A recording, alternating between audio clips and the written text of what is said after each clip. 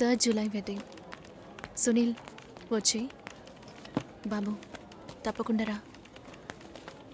రండి.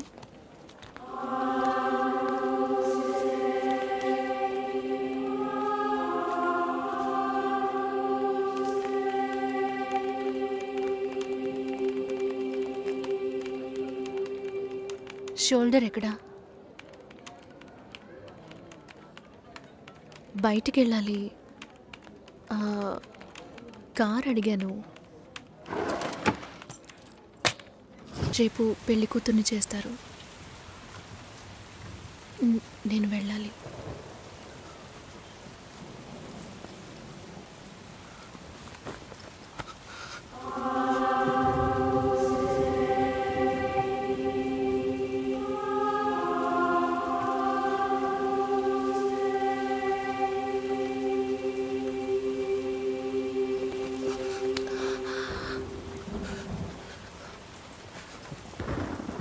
నేను చెప్పినప్పుడల్లా సీరియస్గా తీసుకోలేదు. ఇప్పుడు ఎందుకు అలా చేస్తున్నావు?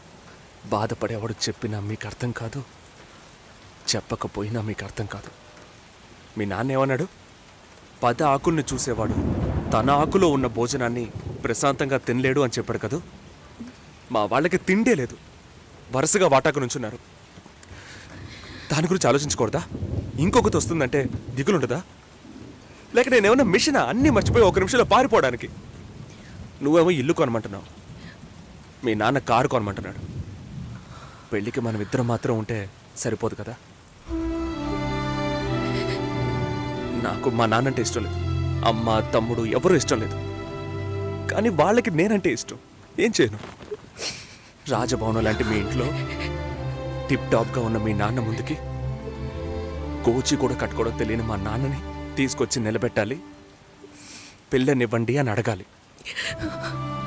మీ అమ్మ మొహం మార్చుకొని మీ అక్క మొగుడు నన్ను మా నాన్నని పైకి కిందకి చూడాలి కదా.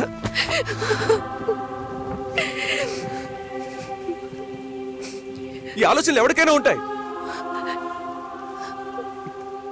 ఒకవేళ మా నాన్న ఏమైనా అంటే ఏం చేయాలని ఆలోచించకూడదా? నేనే బిచ్చగాడిని కాదే, కానీ మీరు అలా అనుకుంటారేమో అని భయంగా ఉంది. లోపల ఏదో ఒక భయం రక్తంలా ప్రవహిస్తోంది. మీ నాన్న మంచోడు అన్నావే, మేం కిందున్నాం, మీరు పైన ఉన్నారు. మా ఆ అబ్బాయిని ఫ్యామిలీని తీసుకుని రమ్మను, మాట్లాడదాం అన్నారా?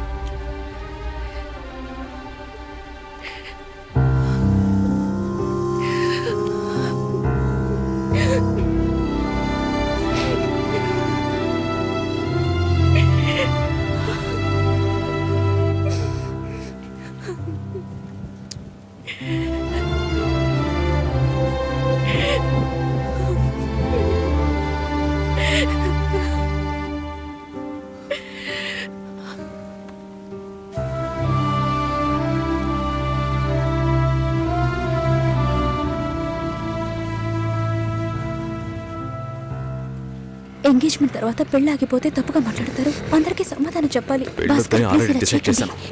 చెప్పేది వినండి. చెప్తున్నాను.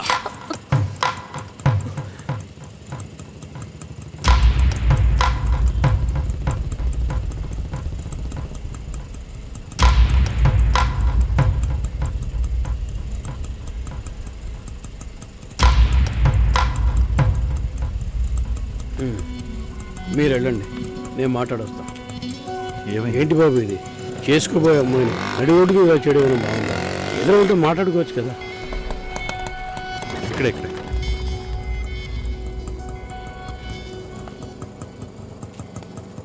ఎంత? 120.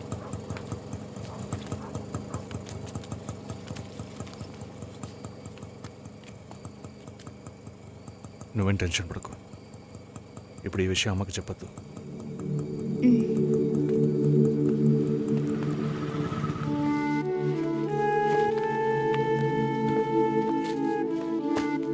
ఇద్దరు కలిసి వస్తున్నారు.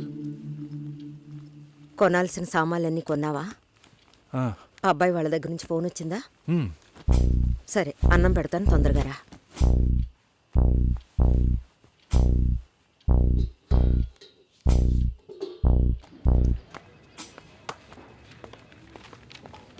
ఏంటి రాఘవ, నీ సిస్టర్ మ్యారేజ్కి అంతా రెడీ అనుకుంటా. నెక్స్ట్ నీ మ్యారేజేనా? మీకు వేరే పనేం లేదా? ఎప్పుడు చూసినా నీకు పెళ్ళయిందా, మీ అక్కకు పెళ్ళయిందా అని. పోరా.